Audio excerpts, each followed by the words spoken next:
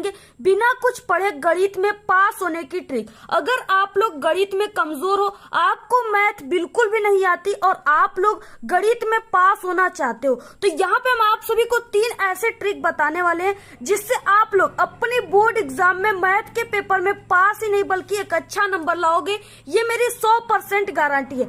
Teacher आप सभी को पूरे के पूरे नंबर देंगे और आप लोग कभी जिंदगी में मैथ में फेल नहीं हो सकते। यूट्यूब पर तो आप लोगों ने मैथ में पास होने की कई ट्रिक देखा होगा, लेकिन हमारे ट्रिक के अलावा किसी की भी ट्रिक मैथ में काम नहीं करेगी। ये आप लोग कान खोल के सुन लो, वरना आप सभी लोग फेल हो जाओगे, ठीक है। और जो हमारी ट्रिक है उसकी 100% गारंटी है, क्योंकि हम एक मैथ के टीचर हैं और जो हम आप सभी को ट्रिक बताएंगे उसका 100% गारंटी। अगर आप लोग उस ट्रिक का यूज अपने बोर्ड एग्जाम में करते हो किसी भी क्लास में, तो आप लोग पास ही नहीं बल्कि एक अच्छे नंबर लाओगे। यहाँ पे हम आप सभी को मैथ के पूरे पेपर में पास होने की ट्रिक बताएंगे, ठीक है। बिना पढ़े आप सभी को ऑब्जेक्टिव क्वेश्चन कैसे सही करना है, ठीक है। पहला ट्रिक यही रहेगा। दूसरा ट्रिक, अगर गणित के पेपर में कोई भी प्रश्न या सवाल आप सभी को हल करने नहीं आता है, ठीक है, तो आप सभी को वहाँ पे कौन सी ट्रिक लगाना है, किस ट्रिक से आप सभी को बिना पढ़े, यानी ये कमजोर स्टूडेंट है वो भी इस ट्रिक से अपनी मैथ में,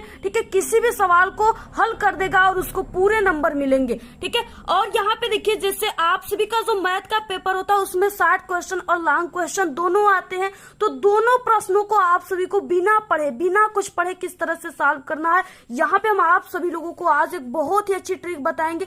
अगर आप लोग उस ट्रिक का यूज करते हो तो आप सभी का मैथ में 95% बिल्कुल पक्का है। पहले देखिए, आप सभी के मैथ के पेपर में ऑब्जेक्टिव क्वेश्चन आता है, ठीक है। इस तरह से ऑब्जेक्टिव क्वेश्चन आते हैं, तो सबसे पहले हम आप सभी को ऑब्जेक्टिव सही करने का ट्रिक बताएंगे बिना पढ़े आप सभी को, ठीक है। एमसीक्यू क्वेश्चन यानी बहुविकल्पी प्रश्न को किस तरह से सही करना है, बिल्कुल सही पूरा नंबर किस तरह से आपको लाना है। देखिए, कोई भी ऑब्जेक्टिव क्वेश्चन है, ठीक है, उसमें 4 ऑप्शन होते हैं। पहला ऑप्शन ए, ठीक है, बी, सी, डी यानी 4 ऑप्शन रहते हैं। तो यहाँ पे देखिए, जैसे जो ऑब्जेक्टिव क्वेश्चन में ए है, ठीक है, वो 4 बार आया है और बी जो है वो 6 बार आया है, सी जो है वो 7 बार आया है और डी जो है वो 3 बार आया है, ठीक है, इतना बार आता हुआ है। तो यहाँ पे देखिए सबसे इंपॉर्टेंट कौन है, तो यहाँ पे सबसे इंपॉर्टेंट कौन है, जो कई बार आया हुआ है, सबसे ज्यादा आया हुआ है। तो सबसे ज्यादा कौन सा आया हुआ है, सी ऑप्शन, ठीक है। तो यानी कि सबसे ज्यादा आप सभी को सी ऑप्शन मारना है। तो यहाँ पे देखिए किस तरह से भी मारना है आपको हम आगे तुक्का बताएंगे,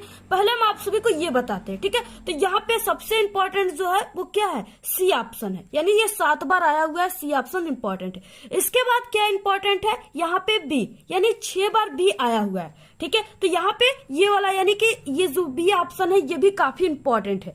इसके बाद क्या इंपॉर्टेंट है, ए, ठीक है, ए 4 बार आया हुआ है और सबसे लास्ट में यानी डी आया हुआ है। तो अब देखिए आप सभी को इसका यूज किस तरह से करना है, ठीक है। कि यहाँ पे ऑब्जेक्टिव तुक्का लगाने की ट्रिक, ठीक है, किस तरह से आप सभी को तुक्का लगाना है। तो यहाँ पे देखिए शुरुआत में, यानी जब आप लोग पेपर शुरू करते हो करना, ठीक है, तो शुरुआत में आप सभी को कौन से ऑप्शन पे सबसे ज्यादा टिक मारना है, कौन से ऑप्शन को सबसे ज्यादा भरना है, ठीक है, गोले को भरना है, तो वो है ए और बी। यानी ए और बी जो होते हैं वो शुरुआत के सबसे ज्यादा सही होते हैं। तो आप सभी को ए और बी में शुरू के जो पेपर आप लोग शुरू करना शुरू करोगे तो आप लोग ए और बी कम से कम आप लोग, ठीक है, 5 ऑप्शन तक आपको ए और बी ही मारना है, ठीक है। ए ऑप्शन मारिए किसी में और किसी में बी, दोनों में मत मारिए। यानी कि पहला में ए मार दिए, दूसरा में भी आपको ए नहीं मारना है, पहले में ए, दूसरे में बी, फिर ए, बी, इस तरह से आपको लिखना है, ठीक है। इसके बाद देखिए अंत में, अब आपको पेपर के अंत में क्या करना है, सी और डी ऑप्शन पे ज्यादातर टिक मारना है, ठीक है। ज्यादातर आप सभी को सी पर मारना है और डी पर मारना है, इस तरह से आप सभी को करना है। देखिए इस पेपर में, जैसे यहाँ पे देखिए इस पेपर में क्या है कि पहले का ए वाला ऑप्शन जो है वो राइट है, 4 वाला, ठीक है। तो अगर आप लोग ए मारते हो तो आपका सही हो जाएगा। इस पेपर में हम थोड़ा सा और आगे, जैसे अंत में देखिए, अंत में क्या ऑप्शन सही हो रहा है, सी, ठीक है। यानी यहाँ पे इस 12 वाले का सी सही है, 120, ठीक है। तो यहाँ पे देखिए अब सी सही होने लगा, इसमें भी क्या है, सी सही है, ठीक है। इस तरह से देखिए इसमें क्या है, डी सही है, इसमें क्या है, डी सही है। तो यानी इस तरह से क्या है कि आपको लास्ट में सी और डी ऑप्शन को सही मारना है और शुरुआत में ए और बी ऑप्शन में से किसी भी ऑप्शन को आपको सही मारना है। ठीक है, आपको पहले में सी मार दिए, दूसरे में आपको डी मारना है, इस तरह से। फिर आप सभी को किसी में डी, फिर सी, इस तरह से आपको अलग अलग आपको, ठीक है, तुक्का मारना है। ये जो ट्रिक है ये ऑब्जेक्टिव का ट्रिक था। अगर आप लोग इस ट्रिक का फॉलो करते हो तो आप सभी का अगर 20 नंबर का ऑब्जेक्टिव क्वेश्चन है तो आप सभी का 15 नंबर बिल्कुल पक्का है। ये मेरी 100% गारंटी, अगर आप लोग इस ट्रिक का यूज करते हो तो। ठीक है, तो जहां आप लोग एक भी ऑब्जेक्टिव सही नहीं कर रहे थे वहां पे अगर आपका 15 सही हो गया तो आपके लिए बहुत कुछ हो गया। ठीक है, आप लोग 15 सही कीजिए, आपका 15 का 15 पूरा नंबर आपको मिल जाएगा। कि मैथ का सेकेंड ट्रिक क्या है? ठीक है, अगर आप सभी को कोई भी क्वेश्चन का आंसर या कोई भी सवाल मैथ के पेपर में बिल्कुल भी नहीं आ रहा है तो आपको वहां पे कौन सी ट्रिक लगाना है, किस ट्रिक से आप सभी को उसको सॉल्व करना है। ठीक है, देखिए वो ट्रिक जिसे देखकर टीचर जो होते हैं मैथ के टीचर वो पूरे नंबर आप सभी को देते हैं, वो ट्रिक अगर आपको पता है तो आप लोग मैथ में कभी भी फेल नहीं हो सकते। ठीक है, तो यहाँ पे देखिए स्टार्टिंग इज मोस्ट इम्पोर्टेंट। जो मैथ स्टार्ट करने का सही तरीका होता है वो आपको पता होना चाहिए। ठीक है, मैथ में क्या होता है कि स्टेप मार्किंग होता है, आप लोग जितना स्टेप करोगे आपको उतना नंबर मिलते हैं। यहाँ पे आपको किस तरह से करना है, सबसे पहले देखिए ये यहाँ पे स्टार्ट किस तरह से मैथ करते हैं। ठीक है, प्रश्नानुसार, इसके बाद कॉमा दिया है, फिर इसके बाद कॉमा आपको लगाना है, इसके बाद जो मान पेपर में दिया है उसको चिन्ह सहित आप सभी को लिखना है। तो सबसे पहले देखिए हम आप सभी को, ठीक है, 6 नंबर और 8 नंबर वाले जो क्वेश्चन होते हैं उसका ट्रिक बताएंगे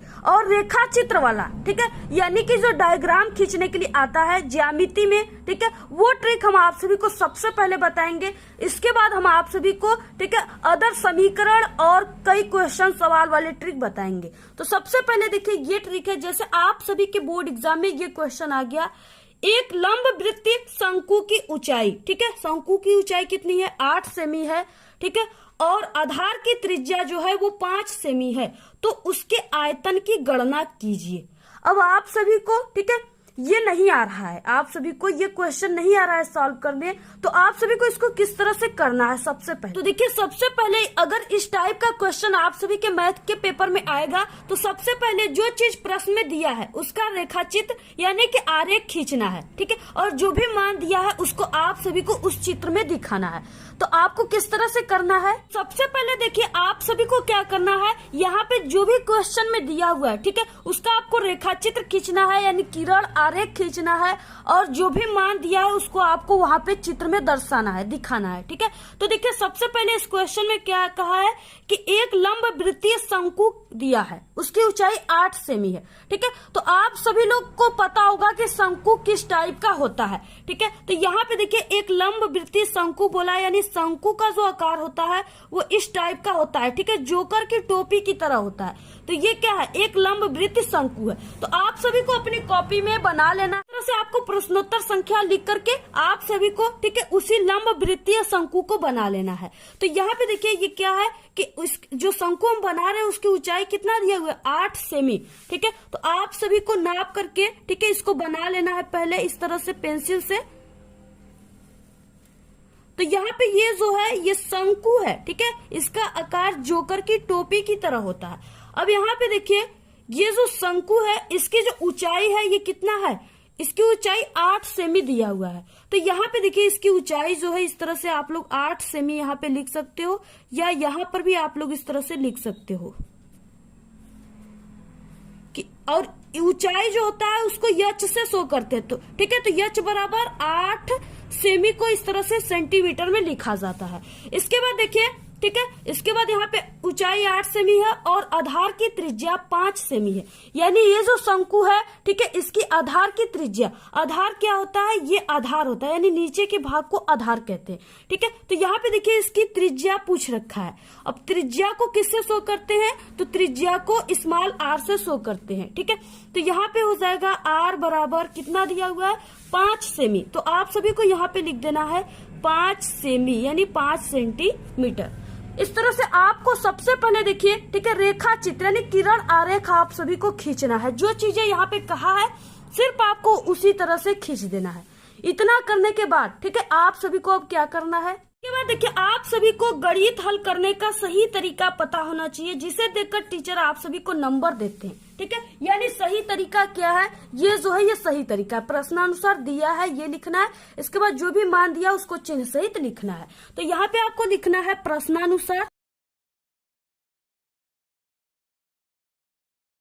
इस तरह से और कॉमा लगा देना है। इसके बाद यहाँ पे आपको लिखना है दिया है, फिर से यहाँ पे आपको कॉमा लगा देना है। ठीक है, इतना लिखना है। इसके बाद देखिए जो भी क्वेश्चन में मान दिया हुआ है उसको आपको चिन्ह सहित लिख देना है। यहाँ पे एक लंब वृत्तीय शंकु की ऊंचाई, तो आप सभी को लिखना है एक लंब वृत्तीय शंकु की ऊंचाई h बराबर 8 सेमी।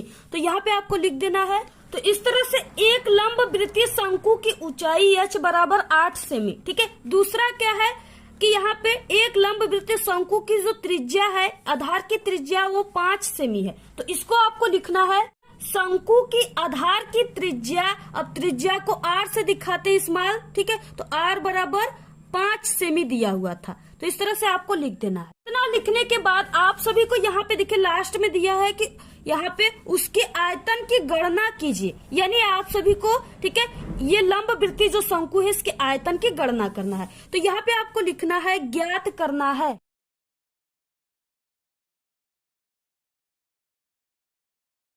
ज्ञात करना है आयतन। ठीक है, क्या ज्ञात करना है, आयतन। आयतन को शो करते हैं ए से, यानी ए बराबर क्वेश्चन मार्क, इसको ज्ञात करना है। ठीक है, इसके बाद यहाँ पे आप सभी को हल लिखना है। यहाँ पे देखिए आप सभी को इसके बाद यहाँ पे हल लिखना है। ठीक है, अगर आप सभी को इसके आगे हल करने आता है तो आप लोग हल कीजिए, अदरवाइज सिर्फ इतना ही आप लोग करके छोड़ दीजिए। ठीक है, आप सभी को अगर कोई क्वेश्चन 8 नंबर का है तो टीचर आप सभी को 3 से 4 नंबर जरूर देगा। ठीक है, क्योंकि आप लोगों ने जो ये रेखा चित्र खींचा है, किरण आरेख खींचा है, इसका आपको पूरे के पूरे यानी कि कम से कम आप सभी को 4 नंबर मिलेंगे। अगर यहाँ से यहाँ तक आप लोग लिख देते हो तब तो आप लोग ठीक है, अगर आप लोग कुछ नहीं करोगे तो आपको टीचर 0 नंबर देकर फेल कर देगा। इसलिए अगर आप लोग इस ट्रिक से करते हो तो आप लोग ठीक है पास ही नहीं बल्कि एक अच्छे नंबर लाओगे, क्योंकि 8 नंबर का क्वेश्चन है तो आपको 4 नंबर मिलेगा। 6 नंबर का क्वेश्चन है तो आपको 3 नंबर, आधा का आधा नंबर आपको पूरा का पूरा मिलेगा, अगर आप लोगों ने ये किया है तब। ठीक है, और आप सभी के मैथ के किसी भी क्लास में ऐसा क्वेश्चन जरूर आता है, आप लोग इस ट्रिक का जरूर यूज कीजिए। तो जो क्वेश्चन में कहा है आपको वही करना है। ठीक है, यहाँ पे देखिए इस तरह से 3 सेमी और 5 सेमी त्रिज्या के 2 समकेंद्रीय वृत्त खींचना। अब यहाँ पे वृत्त का मतलब क्या कि गोला खींचना है। ठीक है, एक 3 सेमी यानी एक छोटा रहेगा, उसके बाद उसी के ऊपर एक 5 सेमी का खींचना है। ठीक है, तो यानी आपको देखिए यहाँ पे वृत्त खींचना है, यानी जो क्वेश्चन में कहा है उसी पर आप सभी को उसी हिसाब से खींचना है। अगर आप लोग का थोड़ा बहुत गलत भी हो जाएगा खींचने में, फिर भी आपको नंबर टीचर देंगे। ठीक है, आप सभी लोगों का ये जो रेखा चित्र है, ठीक है, ये आरेख है, इसी को देखकर टीचर आपको नंबर दे देंगे। तो आप लोग इस तरह से जो भी क्वेश्चन कहा है सिर्फ उसी को आपको देख करके बनाना है। देखिए नेक्स्ट जैसे यहाँ पे पहला दिया हुआ है। अब ये जो ट्रिक है ये आप सभी के शॉर्ट क्वेश्चन और लॉन्ग क्वेश्चन में ठीक है जो समीकरण वाला क्वेश्चन होता है उसमें आपको ये ट्रिक लगाना है। तो इसमें क्या करना है, यहाँ पे जो क्वेश्चन दिया हुआ है सबसे पहले आपको प्रश्नानुसार ठीक है दिया है यही लिखना है। इसके बाद जो भी मान दिया हो, जैसे ए का मान है तो आपको इस तरह से चिन्ह सहित ए का मान जो दिया उसको रख देना है, बी का मान जो दिया उसको रख देना है, ज्ञात करना है। इसमें ए प्लस बी का मान ज्ञात करना है, तो इस तरह से इसको क्वेश्चन मार्क यहाँ पे हल। अगर आपको ये सॉल्व करने आता है तो आप लोग इस तरह से सॉल्व कर लीजिए, अगर नहीं आता है सिर्फ इतना ही आप लोग छोड़ दीजिए। 2 नंबर का है तो आपको 1 नंबर जरूर मिलेगा। ठीक है, ये क्योंकि जो टीचर मैथ के होते हैं वो आपके सिर्फ मैथ लगाने की तरीका को देखते हैं। अगर आपको मैथ लगाने का तरीका पता है, किस तरह से मैथ शुरुआत किया जाता है, तो टीचर आप सभी को ठीक है 2 नंबर का क्वेश्चन रहेगा तो आधा नंबर आपको जरूर देंगे। अगर आप सभी के पेपर में कोई समीकरण वाला क्वेश्चन आ गया ठीक है, तो आप सभी को जो पहला समीकरण दिया है उसको इक्वेशन फर्स्ट मान लेना है, दूसरा समीकरण आप सभी को इक्वेशन सेकेंड मान लेना है। ठीक है, इस तरह से आपको मान करके आपको ये वाला तरीका पहले लिखना है, फिर इक्वेशन फर्स्ट और सेकंड लिखना है।